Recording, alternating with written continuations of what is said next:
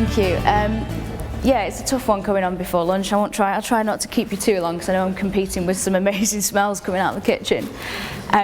But what I want to talk about actually feeds on quite well from the conversations that we've been having so far this morning about the various ways of measuring maturity and the various ways of getting a community of practice ongoing. And my particular research interest of late has been measuring value. So how do we evaluate the impact that's beyond the basic KPIs that boards want to hear about, or outcome measures that perhaps might interest other stakeholders, but how you actually capture the rich picture of knowledge that is created through communities. So I work for Haelo. I'm the Knowledge Project Manager at Haelo. We're an Innovation and Improvement Science Centre based in Salford in Greater Manchester, or Lancashire should I say. And we facilitate a lot of improvement work locally, regionally and nationally as well. So my key interest in this is how communities of practice feature in quality improvement and how they can be used to create value specifically in an improvement context. What I'm going to go through today before I'll go into a period where I'll give you some opportunity to put a bit of this into application for your groups is, first of all, why bother measuring value creation? And then introduce a group that I've been working with for nearly 2 years now, the NHS Quest Falls Clinical Community, and use them as the example to go through these 5 cycles of value creation and some of the critical success factors to achieving them. So why bother? Why bother getting the value creation? Why not just go for a simple outcome measure that says whether your group is achieving what it wants to? In the falls case, why don't we just count falls? Why explore it any further? Improvement, we want to measure what makes a difference, specifically so that we can share it with others, understand why the change has happened, and generally improve outcomes for either patients or the main people that we're working with. So it's going beyond the stats. Yes, things like return on investment and key performance indicators at some point will be considered, and they do have their value.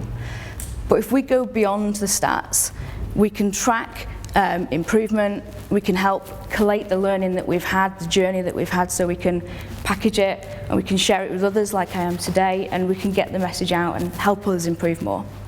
And it aids further value creation. Knowing what you give to members and understanding what they want will allow you to create further value for them and accelerate the improvement. And if members perceive that they're getting value from it, they're going to invest more of themselves in it. So cultivating that value, as we've spoken about this morning, is really one of the key things that gets a community of practice off the ground and achieving things together. So just in case has anyone heard of NHS Quest Network? I don't know if there's any Quest member trusts in the room. The NHS Quest member network is for foundation trusts. It's chaired by Sir David Dalton. It's facilitated the project management office by Haelo. Basically, it's a network, currently 9 active member trusts and a couple that are in talks of joining, who are involved in a number of improvement projects, several of which we call clinical communities, which are communities of practice. So there's the Falls, which is ongoing at the moment. Our deteriorating patients work around sepsis has now moved into a phase where it's becoming a community of practice.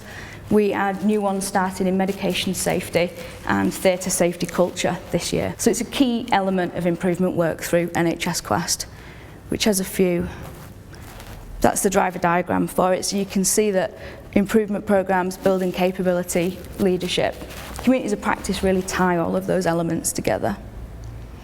In particular, the Falls group, quite close to my heart. I've worked with them since the very beginning. They were set up between April and May in 2014 because of a shared aim to reduce the harm from falls. It was a big issue. It was something that a number of member trusts were interested in. We had a handful of probably about 10 key people who were really interested in making this better. The Project Management Office of NHS Quest facilitate the community of practice. So we will arrange their meetings, we book the WebExes in, we do the actual organisational structure. We have a clinical lead who is fantastic at the moment. That is Nigel Coulson, who's a geriatric matron at Sheffield. We've been lucky, we've had really engaged clinical leads from the very beginning. And it's now a mature community. I took the opportunity in May of last year to do some proper in-depth research on value creation in this group as part of a master's dissertation. So I want to share with you the general framework that I use to investigate that, and some of the key findings to give you a bit of a case study of how that actually works and applies and how it's been used to develop that community further. And just a bit more about the kind of makeup of the community. I think this is what I'd consider to be the sweet spot for the community, where you've got a mix of members who had been there at that point, would have been since the very beginning, to members that have been there quite a while, and getting a large, just over half members who would join in the last five or 6 months. So it's a good, refreshing turnover of members. And that's developed now, we get even more. And what was particularly interesting is seeing the roles, because I knew that when the group started out, it was predominantly matrons and patient safety managers.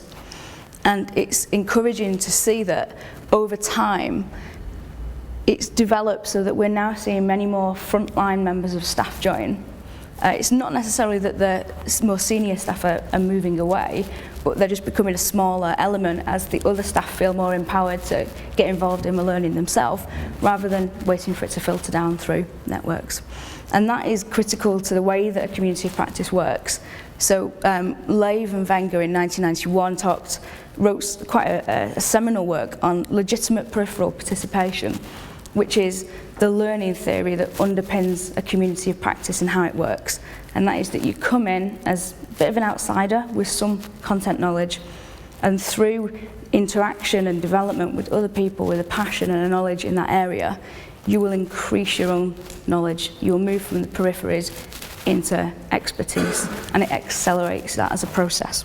The model that I use to measure value creation is, again, Etienne Wenger developed it, kind of based on a Kirkpatrick model for evaluating learning. And I say, because social learning is so important to how they work, communities of practice, I thought that they were a good model to start exploring and see where we can find out. So it considers 5 cycles, and I consider them to be cumulative. The first cycle, and I'll go into them all in more detail, is immediate value to the individuals. Moving into potential value, what kind of knowledge are you equipping them with? Applied value, so changes that actually come out. Realised value, measured improvement from those changes. And then reframing value. How have we changed the landscape for this domain because of the work that we've done? So when we're thinking about value, really you can split it into 3 groups. So when you're setting up a community of practice, really you're looking to improve things in 3 key areas. Value to individual members, value to their organisations and their patients, and value to the domain, to the field topic that you're actually working in.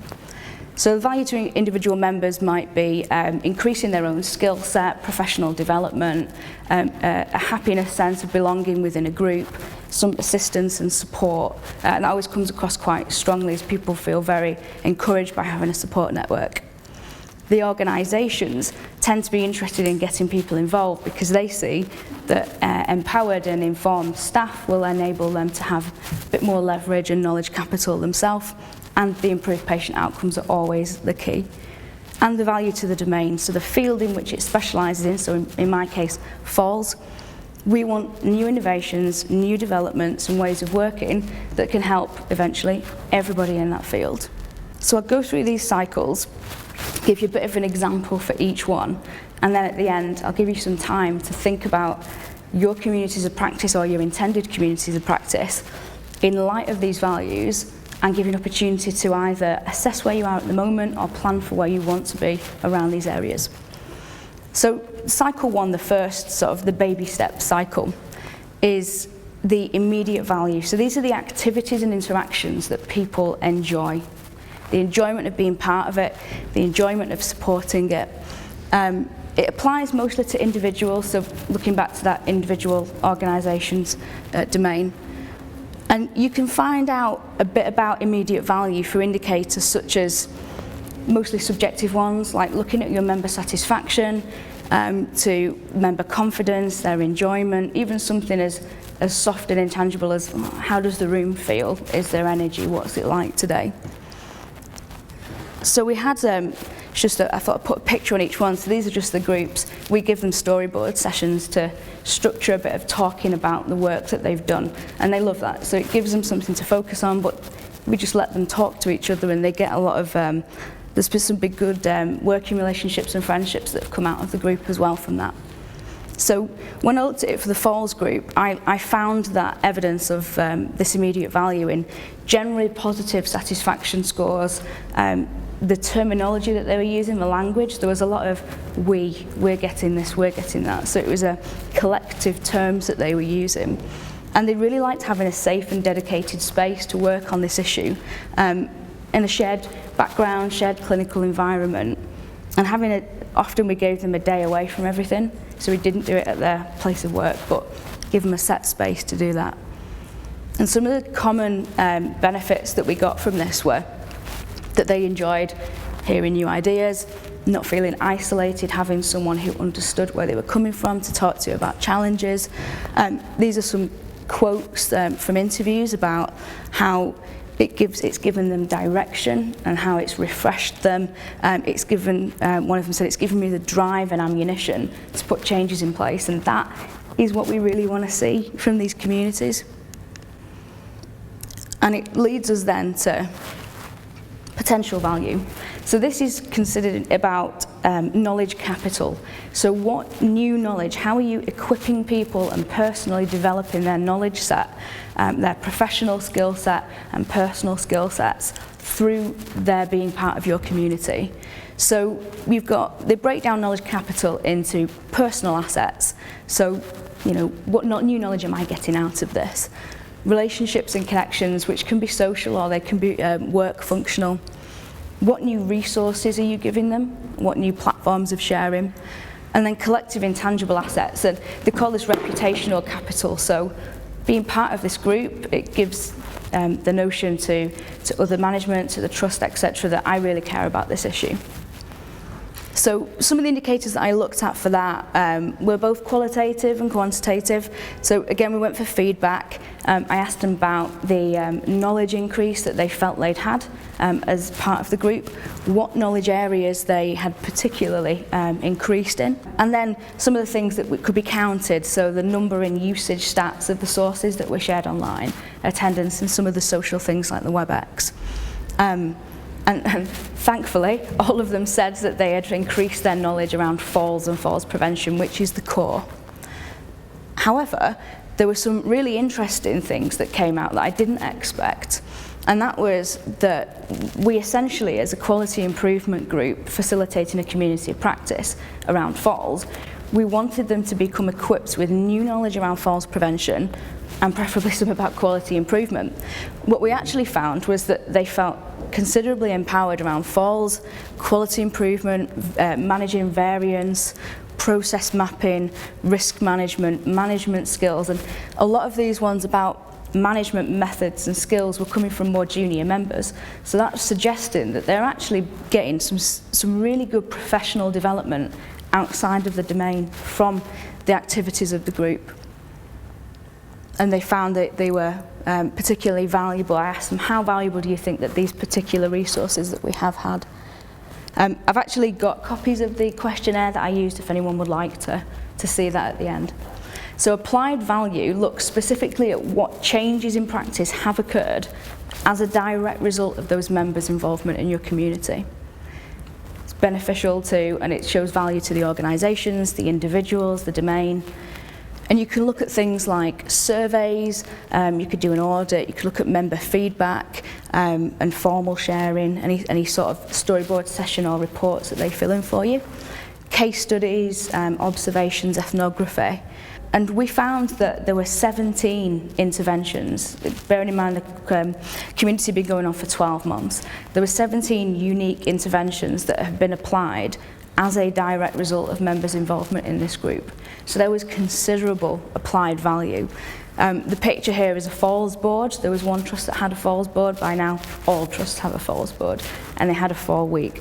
So these are actual changes being done on the members' wards because of what they've heard from the community. Post-fall analyses, colour-coded wristbands.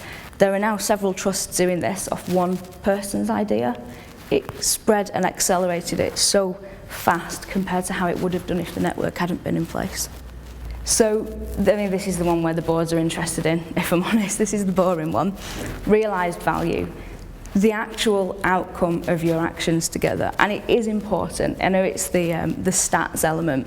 It's stuff like time series data.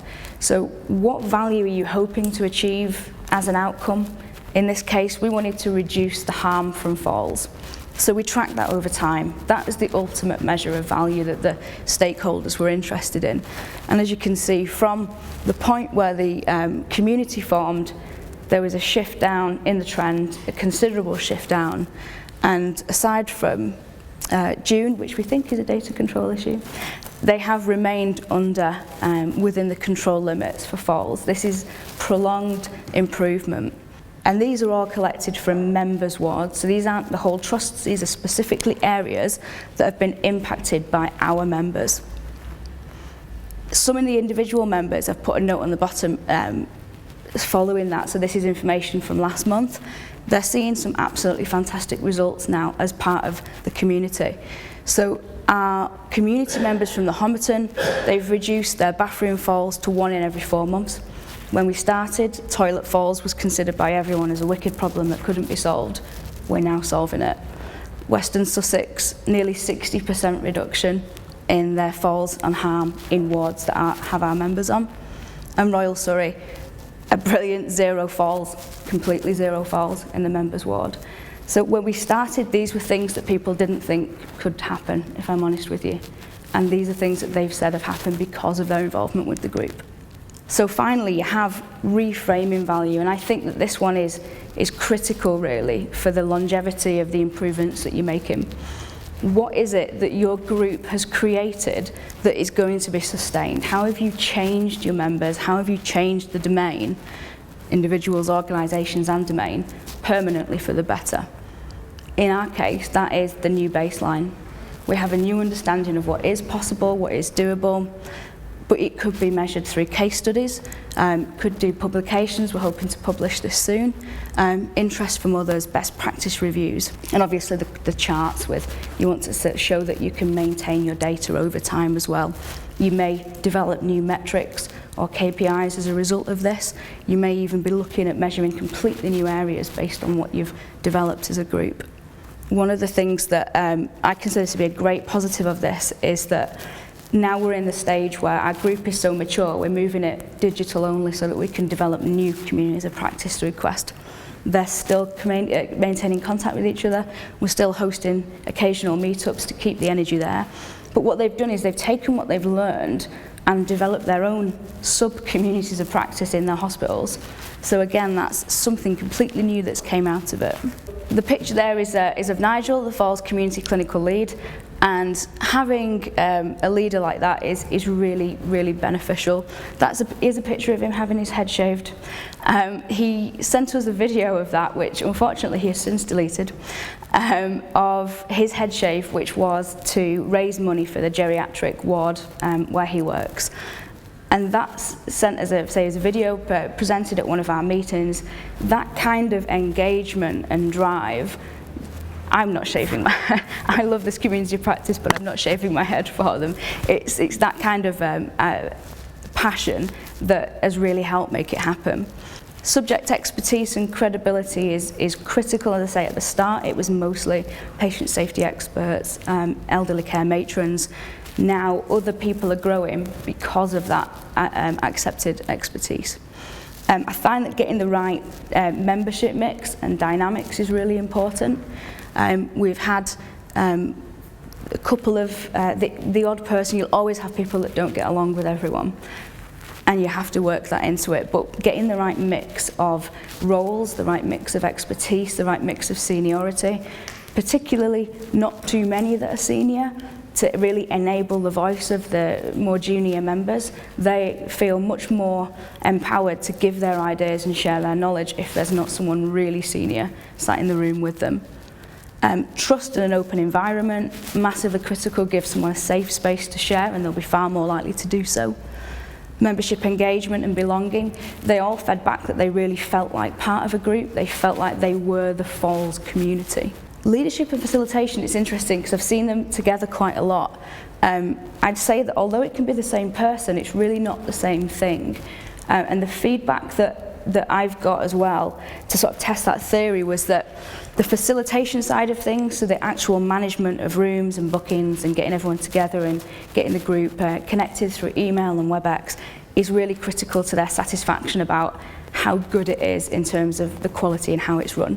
But having someone like Nigel as a leader who is not going to be booking the WebExes, he's not going to be sending emails out, but who will give some drive and some steer as a well-respected person in that field has been massive. Before Nigel, it was someone called Bernie from Royal Devon who had exactly the same kind of draw to the members. So I consider facilitation to be an enabling function, with the leader to be a driving function. And together it could be the same person, but it's those two separate spheres that work together to take the community forward. A clear focus on knowing what you want to achieve. We were lucky, we kind of had a simple thing. Falls are high, we want to make falls low. But some domains helping to clarify what you're focusing on, even if it's just what you're focusing on for the time being, will really help understand where you're creating and adding value and where you can do even more of it. Shared resources, good knowledge management practices, making it easy for members to look to the community for the answers that they need. Executive support for members if they're from different trusts. I think that's really important for people to be given time and for people to have senior people appreciate how important the work is, will really help them engage with it. And I think always asking what's next. So cycle 5, which is reframed success, a new benchmark, a new idea, it is actually just a starting point again, because there is no subject area that cannot be further improved. I've yet to see something that could not have even more improvement in it. Just a quick summary. I know it's been a bit of a whistle-stop tour, but I wanted to give you some time to discuss really more than anything. But the judgment measures, the return on investment measures are useful, but they are not everything, and they don't quite capture the richness of value that's created with communities of practice. By taking in the perceptions of the people involved, looking at the value, the way that you're enabling them and giving them new knowledge, you can really start to see where you're making a difference. And that kind of follows the measurement for improvement notion. We are all in this to improve. It's what we're here for today. It's what we want to do. Again, the cycles of value are cumulative. They build on each other. So you start with enjoyment and trust, you build up to enabling them with potential. They make changes, they see results, they redefine success. And awareness and monitoring of that in those 5 areas, and understanding what would necessarily be your own critical success factors, that's what enables you to cultivate value creation further. It benefits the members, benefits the organisations, and at the end of the day it benefits the patients or the stakeholders that you're doing it for. And I've always liked this quote. It's an African proverb. If you want to go fast, go alone. And if you want to go far, go together. Yes, some people can do excellent work if they keep it focused into themselves, but sustained change and sustained improvement is best done together. So I've created a template that are on the corner table here with all of the handouts from today. It's an A3 template that splits those 5 areas of value creation up with boxes on how, what value you want to create there. What do you think are the critical factors that will actually enable you to do that with this in mind? And how will you actually track that? Everything roughly based on the model for improvement. What are we trying to accomplish? How will we know if the change is an improvement, and what changes can we actually do to influence that improvement? It doesn't necessarily have to be for a community of practice that you are in now. It can be one for you wanting to plan and set up, to create a value plan for it. Or if you actually have quite a well-established community of practice, it could be really good just to take a step and visualise the value that you're seeking to create and where you are in terms of creating that at the moment. Okay, so there's around 20 of these, so there should be enough for every one community of practice to have one. They're on the back table there. If anyone wants to grab one, if we take sort of 10-15 minutes and then briefly come back at the end, just to feedback a bit on what some of the ideas we've had around value creation.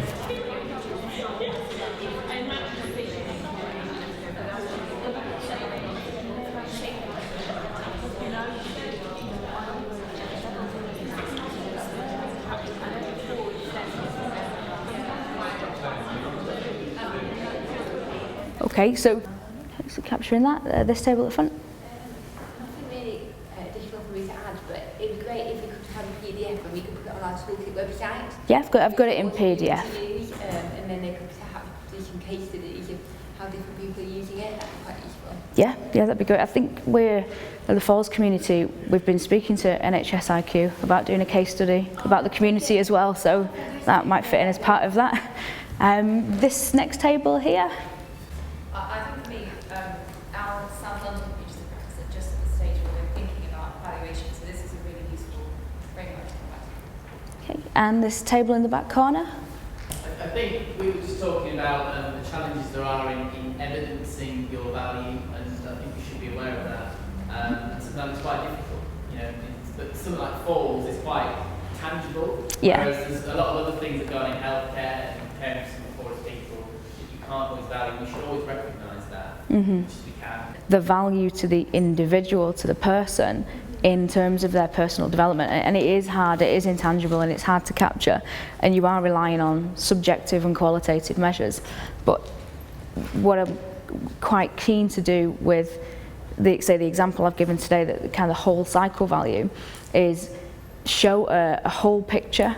So not just show that actually they've reduced falls, because that isn't the whole story, and that's only the tip of the iceberg of the actual value that's been created for people. You know, we've developed friendships. I know a heck of a lot about falls now, and I have no clinical background whatsoever, so there's so much different types of value that can be created, and I think that we're at the very starting stage of how we evaluate communities of practice and the improvement work that they do. Yeah, I agree with that, Nadine, and as you say, it's difficult not to feel this pressure to measure. Measure means numbers and targets and so on. Well, there's something about opportunities to explore about how you can actually, you develop a shared understanding of what value is and not sure how to express that. Is there something about experimenting with some way of visually or narratively or some other way of showing value, and it's an opportunity for communities to explore that in themselves and test it. Say in the ask on the template of what value do you want to achieve, that's all about members, and so a lot of your source for information on the value that you've created will be your members' perceptions. It's going to be very much rooted in the individual's experience being part of the group. So I hope that everyone got something from that and that they found that useful. I don't know who I'm handing back to now, but I can smell lunch, and I'm sure you all can as well.